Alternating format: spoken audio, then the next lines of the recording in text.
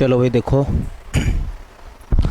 एक क्वेश्चन ये पूछा गया है कि 1 एकड़ में कितने वर्ग गज होते हैं। एकड़ जानते हैं ना, जो 6 बीघे का होता तकरीबन।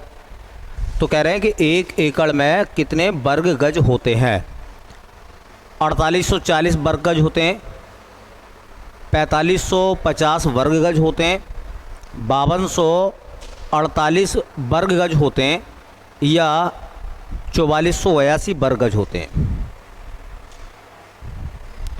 तो 1 एकड़ में वर्ग गजों की जो संख्या है वो होती बेटा 4840। अब इससे जुड़ी हुई कुछ बातें आप नोट कर लीजिए। ये क्षेत्रफल से संबंधित चीज़ें हैं और ये भूमि के मापन में काम आती है। ज़मीन की पैमाइश जब होती है तो उसमें ये चीज़ें काम में आती हैं। आपने देखा होगा किसी किसी शहर में ज़मीन स्क्वायर फीट में बिकती है, प्लॉटिंग जब होती है। तो जैसे कुछ शहर में जाओगे तो वहाँ पर रेट पूछोगे तो रेट क्या है, तो वो बताते हैं भाई यहाँ 700 रुपये को ज़मीन बिक रही है। 700 रुपये का मतलब क्या है? वर्ग फीट।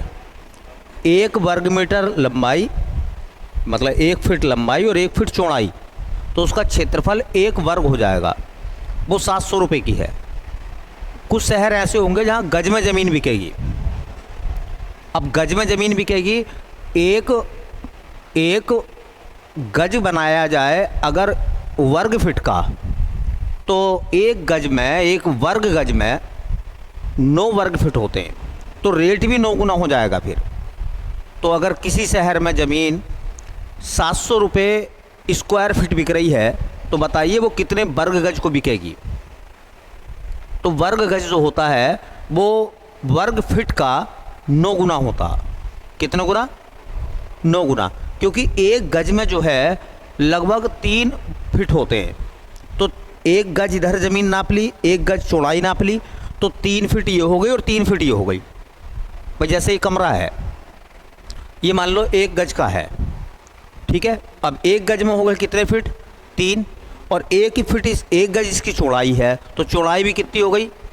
3 फीट। तो 3 तिया, तो इसका एरिया 9 वर्ग फीट बैठेगा, ठीक है। तो कुछ मैं चीज़ें बताऊंगा जो इम्पोर्टेंट है एग्ज़ाम के लिए, वो नोट कर लो। जैसे कभी पूछा जाएगा कि 1 वर्ग गज मतलब गज के अगर वर्ग फीट बनाओगे तो क्या करोगे? 1 वर्ग गज जो होता है वो 9 वर्ग फीट के होता है, 9 वर्ग फीट के। ऐसी रेटों की हम कैलकुलेशन करते हैं, रेटों की कैलकुलेशन करते हैं। जैसे मान लीजिए कोई व्यक्ति ये कहता है कि यार हमने एक प्लॉट ख़रीदा, भैया हमने एक प्लॉट ख़रीदा है। तो मैंने उससे पूछा कि कितना प्लॉट है, तो उसने मुझसे बताया कि 2700 स्क्वायर फीट है। कितना है? 2700 स्क्वायर फीट है। मैंने ठीक है, तो मुझसे पूछने लगा कि भैया बताओ वो कितने गज हो गया, फीट में कितना है? बोलो 2700, उसके गज बनाने हैं। तो गज बनाने हैं, फीट से गज बनाओगे तो क्या करोगे? 9 से भाग कर दो। तो 2700 को 9 से भाग कर दोगे तो 9 तिया 27, इसका मतलब 300 गज ज़मीन है, वो 300 वर्ग गज ज़मीन है। नॉर्मल भाषा में वर्ग गज ना कह के लोग गज ही कह देते हैं कि 300 गज का प्लॉट है हमारा। ये ऐसा सुना होगा ना नाम आपने, 300 गज का। 300 गज नहीं है, 300 वर्ग गज है वो, ठीक है। ऐसे ही बताया जाता है कि देखिए 1 गज जो होता है, 1 वर्ग गज, 1 वर्ग गज का जो मान होता है वो 0.8361 स्क्वायर मीटर मतलब वर्ग मीटर के बराबर होता है। अगर गज से फिट बनाओगे तो 900 गुणा करोगे, और अगर गज से मीटर बनाओगे तो 0.8361 से गुणा करेंगे। ये भी सवाल एक बार एग्जाम में आया है कि बताओ 1 वर्ग गज में कितने वर्ग मीटर होते हैं।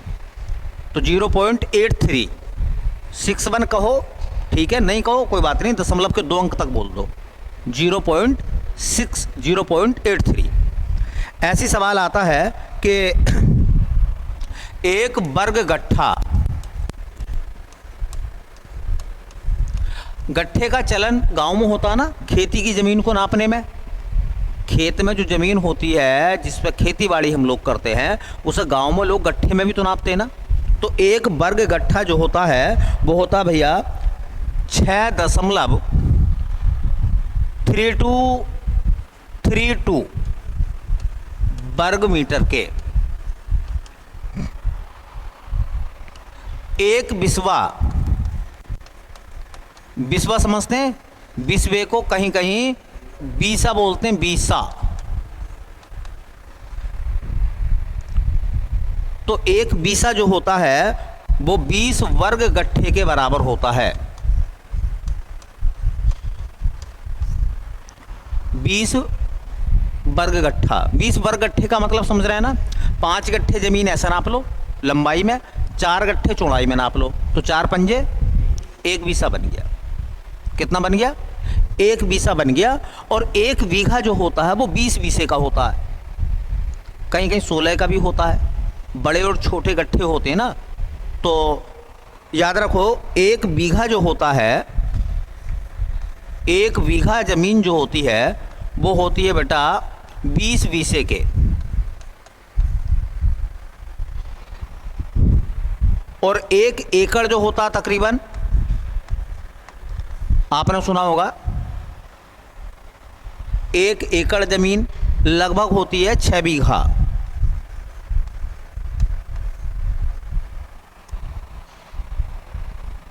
अच्छा, एकड़ के बीघा बनाए तो 6 बीघा है। एकड़ के पूछ लिया हमसे क्या? वर्ग गज।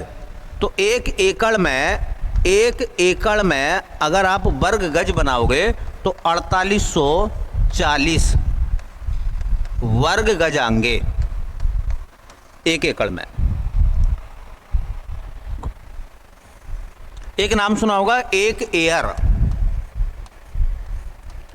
1 एयर बराबर होता है 100 वर्ग मीटर। 100 वर्ग मीटर, ये क्षेत्रफल वाला चैप्टर होता है उसमें काम आते हैं ये। और 1 हेक्टेयर कितने के बराबर होता है बताइयो? 1 हेक्टेयर बराबर होता है 10,000 वर्ग मीटर। एग्ज़ाम के लिए ये चीज़ें इम्पोर्टेंट हैं। कौन कौन सी?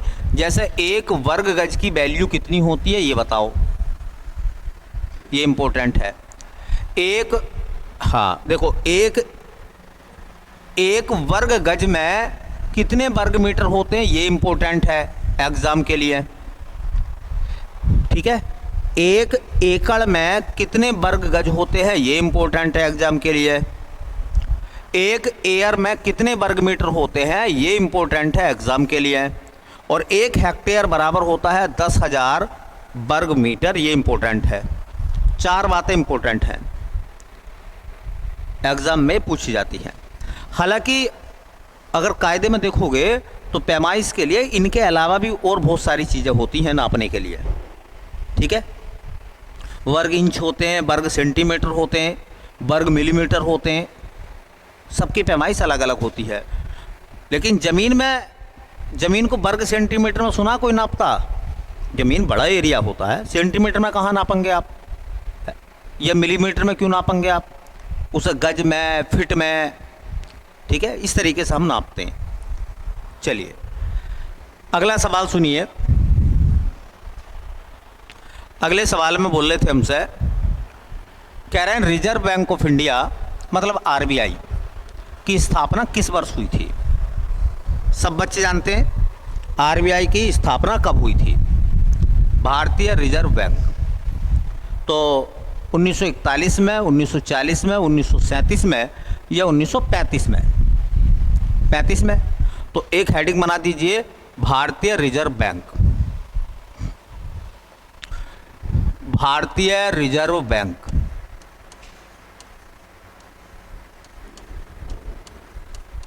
भारतीय reserve bank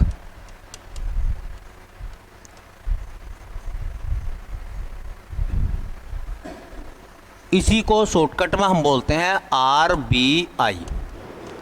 reserve bank of India, reserve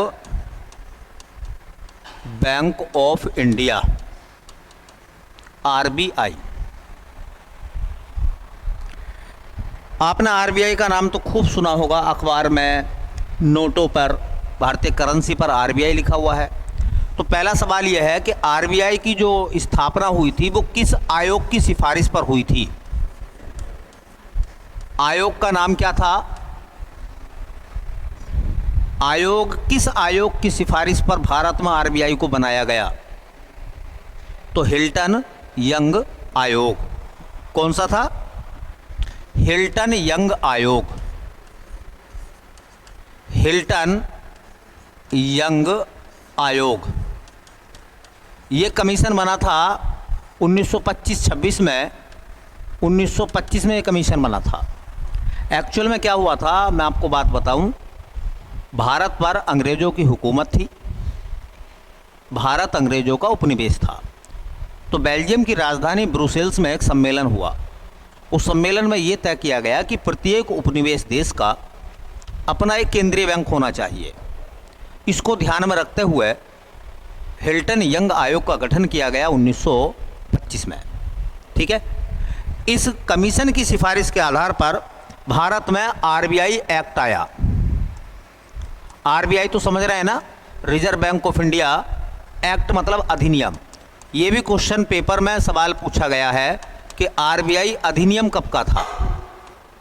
तो पहले एक्ट बनता है, कानून बनता है, पहले अधिनियम आता, अधिनियम का मतलब कानून। तो ब्रिटिश हुकूमत ने कानून पास करा 1934 में। तो बताइए आरबीआई एक्ट कब का है? भारतीय रिजर्व बैंक अधिनियम जो है वो 1934 का है और इसी के तहत आरबीआई काम कर रहा है आज भी। इसी के तहत आरबीआई ने नोटबंदी करी, विमुद्रीकरण करा। इसी के तहत आरबीआई ने 2000 के नोट जो है वो बंद कर दिए। करें नहीं करें?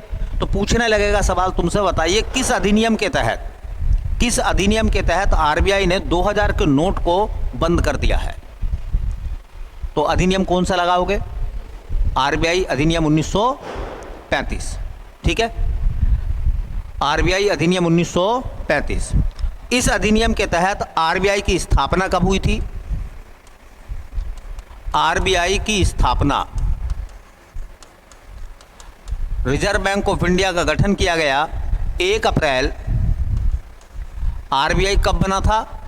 1 अप्रैल 1935 को। अब एक सवाल यहां से पूछा जाता है एग्जाम में, बड़ा अच्छा सवाल है कि बताइए जिस समय भारत में आरबीआई को बनाया गया था उस समय भारत आज़ाद नहीं था। भाई भारत तो आज़ाद 1947 में हुआ है। तो उस समय बताइए जिस समय आरबीआई का गठन हुआ था उस समय भारत के वायसराय कौन थे? हेड ऑफ इंडिया, भारत का चीफ कौन था उस समय? तो कोई बताएगा? 1935 में जब आरबीआई बना था तो बताइए भारत के वायसराय का नाम, वायसराय का नाम क्या था? तो उनका नाम था लॉर्ड वेलिंगटन। ये क्वेश्चन पेपर में आया है, लॉर्ड वेलिंगटन। लॉर्ड वेलिंगटन जो थे उस समय भारत के वायसराय थे। बताइए आरबीआई का मुख्यालय कहाँ है? हेडक्वार्टर। आरबीआई का मुख्यालय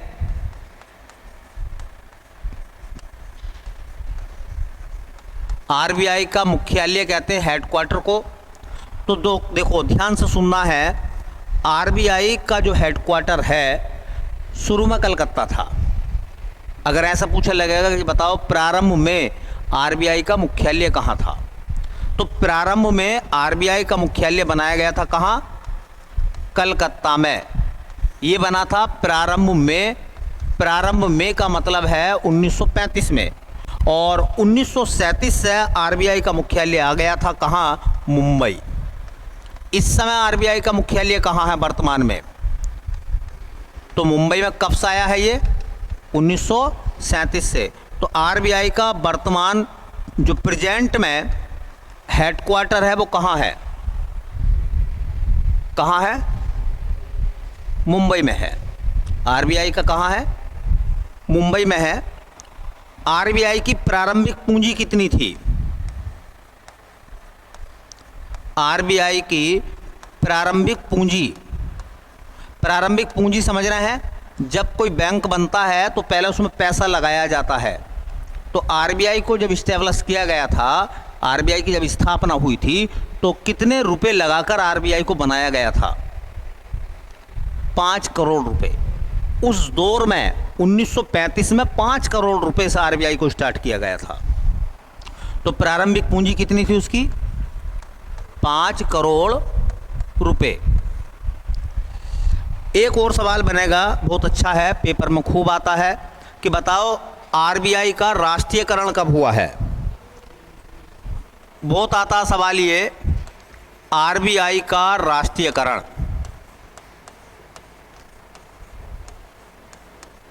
राष्ट्रीयकरण का मतलब होता है कि जो आरबीआई है वो देश को समर्पित कब कर दिया गया है।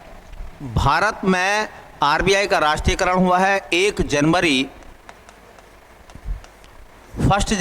1949 को। आरबीआई का राष्ट्रीयकरण कब हुआ भैया? 1 जनवरी 1950 को। अच्छा, कोई बताए 1949 को कोई बताएगा कि आरबीआई के पहले गवर्नर कौन थे? ये सवाल भी पूछा गया है एक एग्जाम में। आरबीआई के पहले वाले गवर्नर, प्रथम आरबीआई गवर्नर, जब आरबीआई बना था तो आरबीआई के प्रथम गवर्नर, आरबीआई के पहले गवर्नर का नाम था सर ओसबोर्न स्मिथ। अंग्रेज थे वो, सर ओसबोर्न स्मिथ। अच्छा, कोई बताएगा आरबीआई के वर्तमान में गवर्नर कौन है? आरबीआई के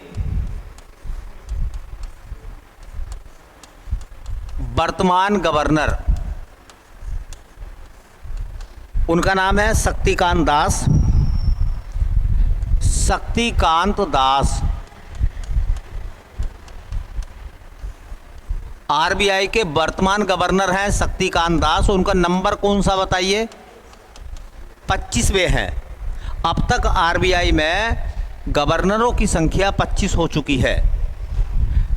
क्या कोई महिला आरबीआई की गवर्नर बनी है अभी तक? किसी महिला को आरबीआई का गवर्नर बनाया गया है? तो आरबीआई में अभी तक कोई महिला गवर्नर नहीं बनी है।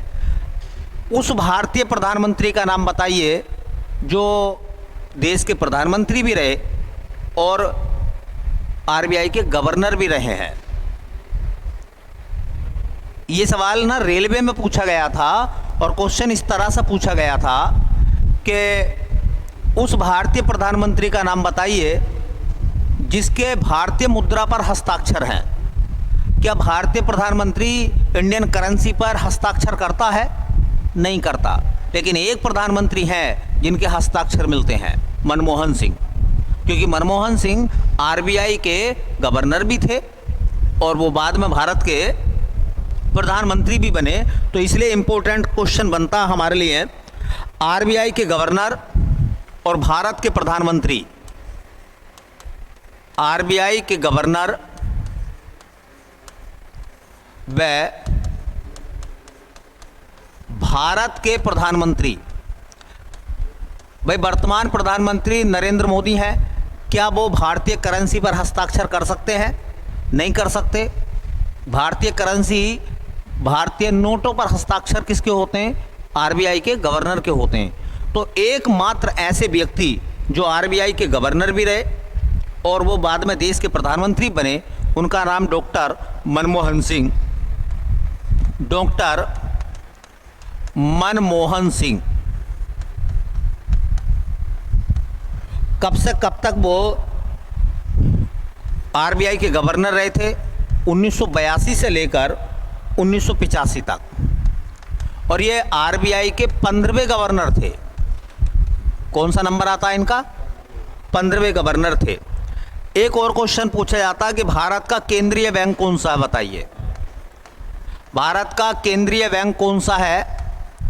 भारत का केंद्रीय बैंक कौन सा है, कोई पूछेगा तो आरबीआई है, एसबीआई है, पीएनबी है या एचडीएफसी है? तो आरबीआई है, भारतीय रिजर्व बैंक, मतलब आरबीआई।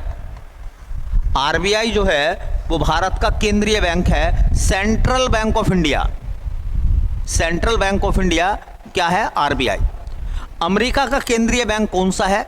जो बच्चे ऑनलाइन होंगे, ठीक है, जो यूट्यूब पे पढ़ रहे होंगे वो कमेंट करके बताएं कि अमेरिका का केंद्रीय बैंक का क्या नाम है।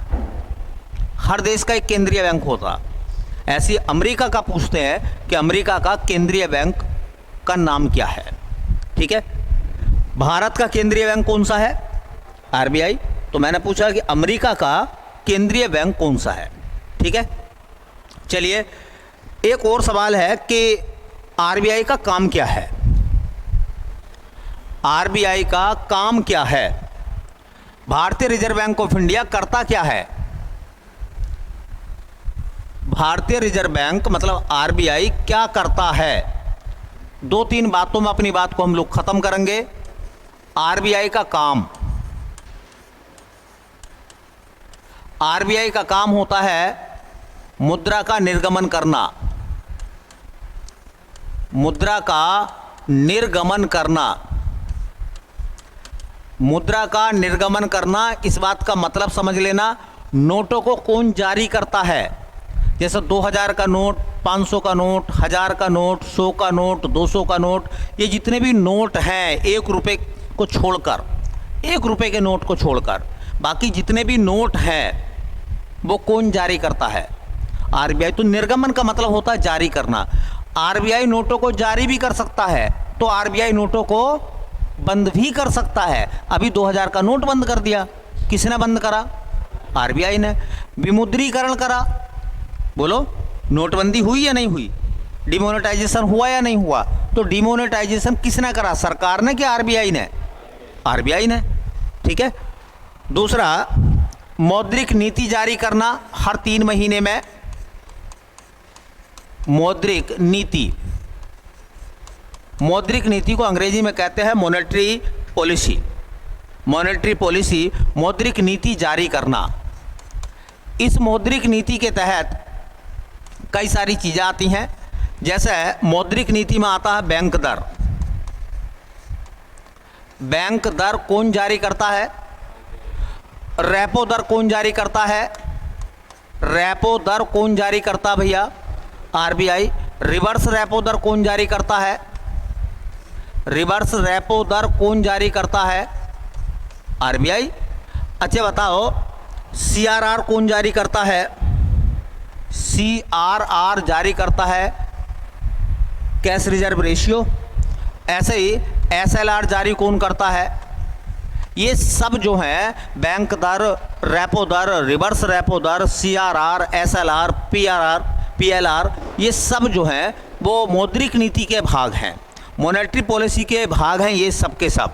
और इन सबको कौन जारी करता भैया? आरबीआई जारी करता है। एक सवाल और आता है, देखिए आरबीआई क्या करता है? खुला बाजार नीति। खुला बाजार नीति, खुला बाजार नीति किसके अंडर में आती है भैया? आरबीआई के। इसमें आरबीआई क्या करता है? जो प्रपत्र होते हैं, शेयर होते हैं, उनको बेचता भी है और खरीदता भी है। और इसी खुला बाजार नीति के तहत आरबीआई जो है वो मुद्रास्फीति पर कंट्रोल करता है ना। एक और सवाल आपने सुना होगा, इसको आप ऐसा नोट कर लें, नोट करना है, 1 रुपये के नोट पर वित्त सचिव के हस्ताक्षर होते हैं। वित्त सचिव के हस्ताक्षर होते हैं। 1 रुपये के नोट पर किसके हस्ताक्षर होते हैं भैया? वित्त सचिव के। और 1 रुपये से ज़्यादा की करेंसी है तो जैसे 10 रुपये का नोट है, 20 रुपये का नोट है, 50 रुपये का नोट होता है, 100 रुपये का नोट है, 200 रुपये का नोट है, 500 रुपये का नोट है, इन नोटों पर किसके हस्ताक्षर होंगे? तो इसमें वित्त सचिव के हस्ताक्षर नहीं होते, बल्कि आरबीआई के गवर्नर के हस्ताक्षर होते हैं। ठीक है, तो ये आरबीआई के संबंध में बहुत इंपॉर्टेंट मैंने आपको जानकारी बताई है। कंपटीशन में यहीं से सवाल आपको कुछ ना कुछ देखने के लिए मिल जाएगा। ठीक है, तो बहुत इंपॉर्टेंट है ये। चलते हैं अगले सवाल की तरफ। और अगला सवाल कुछ इस तरह से है, अगला सवाल कुछ अलग तरीके से है। चलिए अगले सवाल को हम देखें तो सवाल पूछा गया है कि उत्तर प्रदेश राज्य का राज्य पक्षी कौन सा है? ऑप्शन आ रहा है मोर है, हंस है, कोयल है, सारस है। तो यूपी का राज्य पक्षी जो हमारा वो क्या है भैया? सारस या क्रोंच कहते हैं उसको। ठीक है, तो एक हेडिंग बना दीजिए, उत्तर प्रदेश के राजकीय प्रतीक।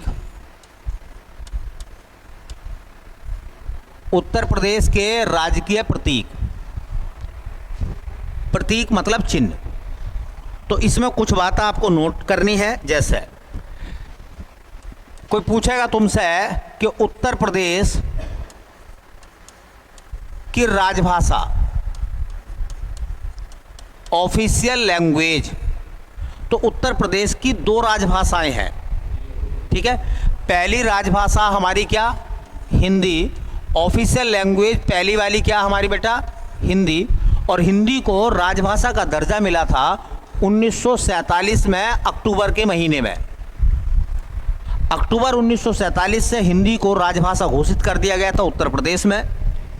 लेकिन 1968 में ये बोला गया कि जितने भी सरकारी विभाग होंगे उन सभी के कामकाज हिंदी में होंगे।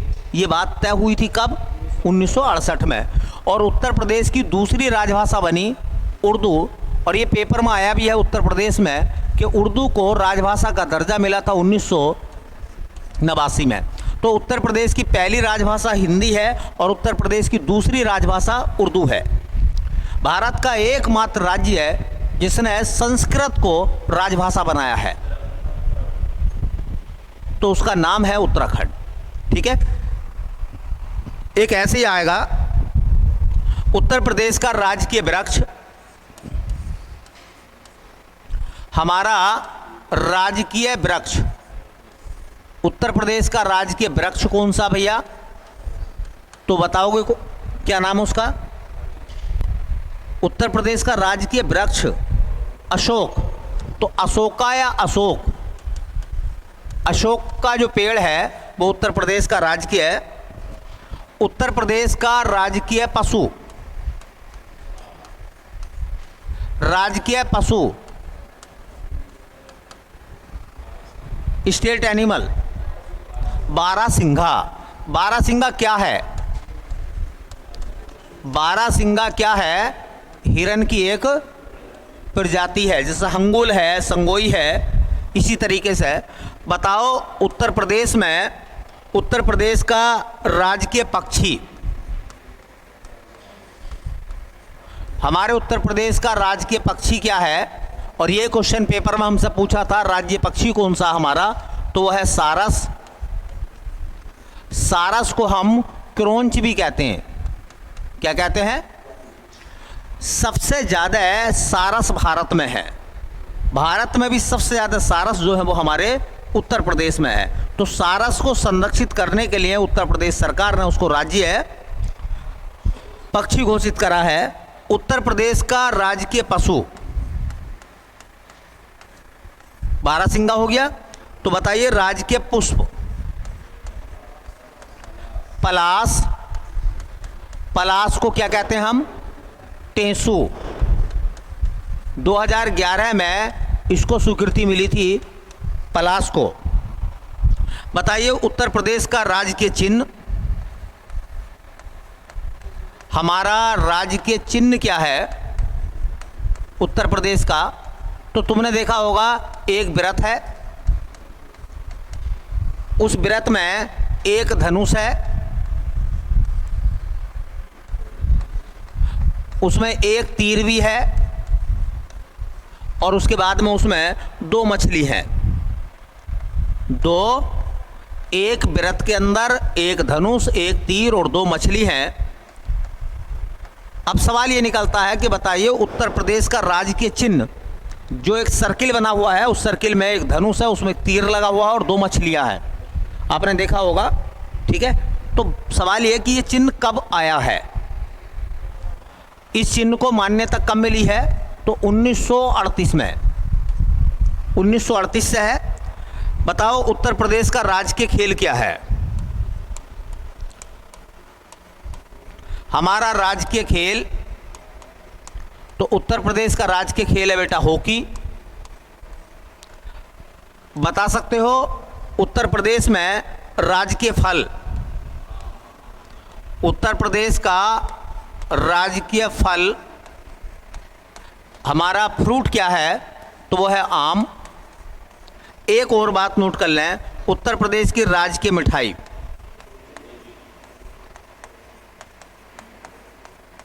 तो जलेबी। ये हमारे कुछ सिंबल हैं, इनको याद रखिए आप।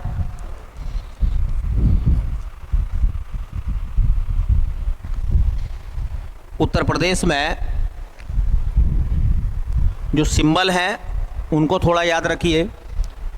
उत्तर प्रदेश की राजभाषा हिंदी, दूसरी उर्दू, राजकीय वृक्ष अशोक, राजकीय पशु बारहसिंगा, राजकीय पक्षी सारस या क्रोंच, राजकीय पुष्प हमारा जो है वो पलाश या टेसू, राजकीय चिन्ह क्या है? एक वृत्त है, उसमें एक धनुष है, एक तीर लगा हुआ है और दो मछलियां हैं। दोनों मछलियों के मुंह जो हैं वो एक ही तरफ हैं, एक ही तरफ हैं, ठीक है। अच्छा, राजकीय खेल हमारा हॉकी है, फल आम है और मिठाई जो हमारी वो जलेबी है। चलिए अगला क्वेश्चन देखते हैं। अगले क्वेश्चन में कह रहे हैं, देखो कि किस राज्य सरकार द्वारा सबसे पहले किसानों के लिए प्रमाणित बीज पर प्रत्यक्ष लाभ हस्तांतरण की सुविधा प्रारंभ की गई? ये सवाल उस समय का करंट का सवाल है, तो इससे ज़्यादा कोई लेना देना नहीं है आपका, क्योंकि करंट तो बदलता रहता है ना। फिर भी मैं आपको बता दूं कि कौन सा राज्य सरकार ऐसा था जिसने किसानों के लिए प्रमाणित बीज, सीड के जो बीज होते हैं उन पर प्रत्यक्ष लाभ हस्तांतरण की सुविधा प्रदान करी थी, तो वो उत्तर प्रदेश था, ठीक है। अब ये सवाल एग्जाम में नहीं आएगा क्योंकि करंट का सवाल था उस समय का, ठीक है। तो अगला सवाल है, देखिए, किसी ग्राम पंचायत द्वारा उप प्रधान को पद से हटाने के लिए कम से कम कितने पंचायत सदस्यों का समर्थन अनिवार्य है? उप प्रधान को हटा रहे हैं, उप प्रधान को,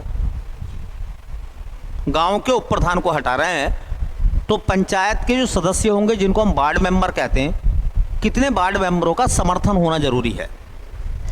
ऑप्शन है 1/4 25%, 1/2 50%, 1/3 33% और 2/3 लगभग 66%। किसी भी काम को करने के लिए आधे से अधिक लोगों का समर्थन होना जरूरी है। तो बताओ, ये 25% है, ये 50% है, तो ये आधे आधे हैं, ये 33% है और ये कितना है? 2/3, 66%। आधे से ज़्यादा है या नहीं है? आधे से ज़्यादा है, तो उप प्रधान को हटाने के लिए आधे से ज़्यादा मेंबर्स का होना जरूरी है, तो 2/3। 2-4 बातें मैं आपको बताता हूँ, वो नोट कर लीजिए, बहुत काम की है, बहुत काम की बात है।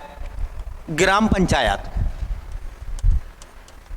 ग्राम पंचायत, जो बच्चे गाँव से हैं वो ग्राम पंचायत पढ़ते समय अपने अपने गाँव की व्यवस्थाओं पर नज़र रखें, उससे आपको जल्दी याद हो जाएगा।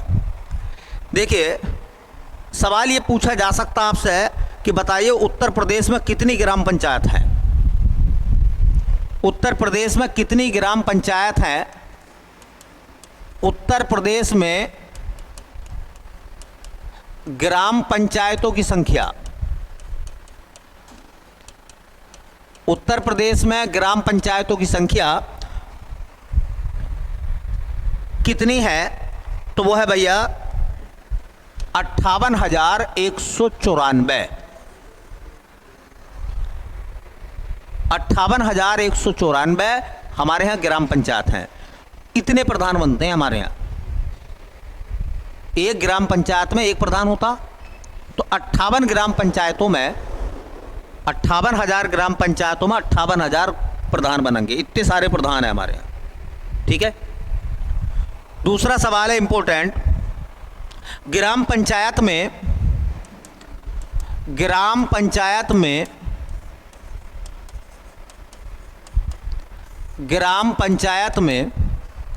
पंचायत सदस्यों की संख्या, पंचायत सदस्यों की संख्या। पहले तो मुझे एक बात बताओ, ये जो पंचायत सदस्य हैं, ये समझ रहे हो ये कौन है? पंचायत के सदस्यों को हम कहते हैं वार्ड मेंबर। तो एक गांव में जब प्रधानी का चुनाव होता है तो वार्ड मेंबर का भी चुनाव होता है ना। तो तुम मुझे बताओ, एक गांव में अधिकतम कितने वार्ड मेंबर हो सकते हैं? 17 वार्ड मेंबर, ज़्यादा से ज़्यादा। अच्छा, न्यूनतम कितने हो सकते हैं? एक गांव में वार्ड मेंबरों की न्यूनतम संख्या कितनी हो सकती है? 7। एक ग्राम पंचायत में 7 वार्ड मेंबर बनेंगे कम से कम, 7 से कम नहीं होंगे। और ज़्यादा से ज़्यादा कितने होंगे? तो आज जाकर अपने गांव में ये देखना कि तुम्हारे गांव में कितने वार्ड मेंबर हैं। ठीक है भाई, हर गांव में ग्राम पंचायत होगी तो उसमें वार्ड मेंबर भी तो होंगे। अगर तुम्हारे गांव की जो ग्राम पंचायत है वो 2 गांवों को मिलाकर बनी है तो 2 गांवों में ही वार्ड मेंबर होंगे। एक ग्राम पंचायत में क्या एक गांव आता है? एक से ज़्यादा भी आ जाते हैं। एक गांव ऐसा जिसकी आबादी 300 है, 300 वोट हैं। एक गांव में 200 वोट हैं। एक गांव में 700 वोट है। इन तीनों को मिलाकर एक प्रधान बनेगा। बोलो, तो जो वार्ड मेंबर होंगे वो तीनों गाँव में होंगे नहीं होंगे? ठीक है। कभी तुम देखो कि तुम्हारा गाँव जो है वो किसी दूसरे गाँव में लगता है प्रधानी में, तो फिर वार्ड मेंबर दूसरे गांव में भी होंगे। तो वार्ड मेंबर की अधिकतम संख्या कितनी हो सकती है भैया? और न्यूनतम? हमारे यहाँ उत्तर प्रदेश में यही है। अगला सवाल है, ग्राम पंचायतों में महिलाओं का आरक्षण कितना है? पंचायत में महिलाओं का आरक्षण, पंचायत में महिलाओं का आरक्षण, पंचायत में महिलाओं को आरक्षण दिया है कितना? 33%। 33% का रिजर्वेशन है। मान लीजिए अगर 100 प्रधान बनेंगे तो 100 प्रधानों में 33 महिला प्रधान होंगी। 33% का आरक्षण है। तुमने अपने गांव में चुनाव के समय सुना भी होगा कि सीट आई है हमारे यहाँ, कौन सी? महिला सीट। ओबीसी महिला, एससी महिला, जर्नल महिला, ऐसा नाम सुना ना? तो 1/3 अर्थात 33% महिलाएं जो हैं वो रिजर्व होती हैं। 106वां संविधान संशोधन हुआ अभी, बोलो, उसमें लोकसभा और विधानसभा में महिलाओं की संख्या कितनी रखने का प्रावधान है? कम से कम 33%। ठीक है, बताया ना 106वां संविधान संशोधन। ऐसी चीज़ों का रिवीजन कर लिया करो। ग्राम पंचायत के सदस्यों की न्यूनतम आयु, ग्राम पंचायत के सदस्यों की न्यूनतम आयु, आप बताओ भाई। गांव में प्रधानी का चुनाव लड़ लो, गांव में वार्ड मेंबर का चुनाव लड़ लो। अगर प्रधान का चुनाव लड़ोगे, वार्ड मेंबर का चुनाव लड़ोगे, तो कम से कम तुम्हारी उम्र कितनी होनी चाहिए? 21 वर्ष। न्यूनतम उम्र है 21 साल। 21 साल से अगर कम के हो तो चुनाव नहीं लड़ोगे, और 21 साल से ज़्यादा के हो तो चुनाव लड़ोगे। जबकि विधायक बनने के लिए, एमपी बनने के लिए 25 साल, राष्ट्रपति बनने के लिए, राज्यपाल बनने के लिए, उपराष्ट्रपति बनने के लिए 35 साल, राज्यसभा का मेंबर बनने के लिए 30 साल, विधान परिषद का मेंबर बनने के लिए 30 साल की उम्र है। प्रधान बनने के लिए कितनी है? वार्ड मेंबरी का चुनाव लड़ने के लिए गांव में 21 साल। देखिए, जो ग्राम पंचायत होती है उसके संबंध में मैं 2-3 बातें और बताऊंगा आपको। इम्पोर्टेंट है, याद रख लेना, इम्पोर्टेंट है, याद रख लेना। देखिए, जो ग्राम पंचायत है, ग्राम पंचायत में आपने देखा होगा एक तो होता है ग्राम प्रधान। कौन होता है? ग्राम प्रधान। जो ग्राम प्रधान होता है उसका चुनाव कैसा होता भैया? प्रत्यक्ष चुनाव होता है। कैसा होता बताओ? प्रत्यक्ष चुनाव होता है। प्रत्यक्ष चुनाव उसको कहते हैं जिसमें जनता वोट डालती है, हम सब लोग वोट डालते हैं। तो जब प्रधानी का चुनाव होता है तो हम वोट देते हैं, प्रधान को वोट देते हैं हम, इसका मतलब प्रत्यक्ष चुनाव है। प्रधान को कैसा हटाया जाएगा? प्रधान को हटाया जाएगा अविश्वास प्रस्ताव द्वारा। अविश्वास प्रस्ताव द्वारा, ये जरूर याद रखें, हटाया जाएगा। हटाया, प्रधान को कैसे हटा सकते हैं आप? अविश्वास प्रस्ताव द्वारा। अब अविश्वास प्रस्ताव कैसा आएगा? एक लाइन में मौखिक समझ लीजिए। देखो, ग्राम सभा होती है, ग्राम सभा का मतलब है उस गांव की वोटर लिस्ट में जितने नाम हैं, ठीक है, हाँ, आधे से ज़्यादा है गांव के जो मेंबर हैं, मेंबर मतलब वो जो वार्ड मेंबर हैं, उनमें कम से कम 3 या 4 मेंबर एक पत्र बनाएंगे, उस पर अपना हस्ताक्षर करेंगे, ग्राम सभा के कुछ लोगों के साइन कराएंगे, और एक अधिकारी होता है पंचायत का सबसे बड़ा जिले में, जिसको हम बोलते हैं जिला पंचायत राज अधिकारी। जिला पंचायत राज अधिकारी, अंग्रेजी में उसको कहते हैं DPRO। कौन होता? DPRO होता है, जिला पंचायत राज अधिकारी। जिले में बैठता है वो। उसके ऑफिस में जाकर वो जो वार्ड मेंबर हैं वो एक पत्र दियांगे अविश्वास प्रस्ताव का। DPRO जो है वो 30 दिन के भीतर और 15 दिन पहले सूचना देकर प्रधान के खिलाफ अविश्वास प्रस्ताव की समीक्षा करेगा। गांव में आएगा, वो अपनी टीम के साथ आएगा, पुलिस प्रशासन को साथ लेकर आएगा और गांव के लोगों से वो वोटिंग कराएगा कि प्रधान के पक्ष में है, विपक्ष में है। अगर आधे से ज़्यादा लोग प्रधान के खिलाफ हो गए तो फिर प्रधान को अविश्वास प्रस्ताव द्वारा हटा दिया जाएगा। ठीक है, और याद रखना, ये जो अविश्वास प्रस्ताव है 2 साल के बाद आएगा। ऐसा नहीं एक आदमी प्रधान बना कल, तुम परसों को अविश्वास प्रस्ताव लेकर चले गए, जेल में डाल देगा तुम्हें। अरे भाई, प्रधान के ऊपर किस बात का अविश्वास प्रस्ताव लगा रहे हो भाई? किसी आदमी को अविश्वास प्रस्ताव तभी तो लगा सकते हो जब उसका काम विश्वसनीय ना हो। अभी तो काम करा ही ना बंदे ने, अभी तो प्रधान बना, कल ही तो बस्ता लेकर आया हो, तुमने परसों अविश्वास प्रस्ताव लगा दिया। तो 2 साल के बाद अविश्वास प्रस्ताव लगेगा। अगर एक अविश्वास प्रस्ताव फेल हो जाता है उसके खिलाफ तो अगला अविश्वास प्रस्ताव फिर 2 साल बाद आएगा। ठीक है, 2 साल बाद आएगा, बीच में आप नहीं लगा सकते। ऐसे नहीं कि हर तीसरे दिन चले गए DPRO के पास में अविश्वास प्रस्ताव लेकर। ठीक है, ये प्रशासनिक कामों में, हाँ, प्रशासनिक कामों में अवरोध माना जाएगा, फिर आपको सजा हो जाएगी। ठीक है, जिले का सबसे बड़ा पंचायत राज अधिकारी जिला पंचायत राज अधिकारी होता है और ये प्रधानों को शपथ भी दिलाता। प्रधानों की भी शपथ होती है, तो कौन दिलाता शपथ? जिला पंचायत राज अधिकारी DPRO। कौन होता है ये? DPRO, जिला पंचायत राज अधिकारी। कहीं ना कहीं नोट कर लेना, सबसे बड़ा अधिकारी पंचायत का यही होता। दूसरा होता है, देखिए, पंचायत सदस्य या उप प्रधान। एक ग्राम प्रधान होता है, एक छोटा प्रधान होता है जिसे बोलते हैं उप प्रधान।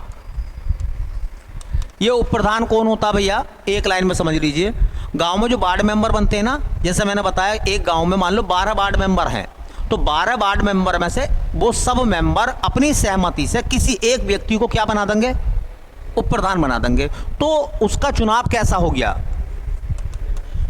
अप्रत्यक्ष चुनाव।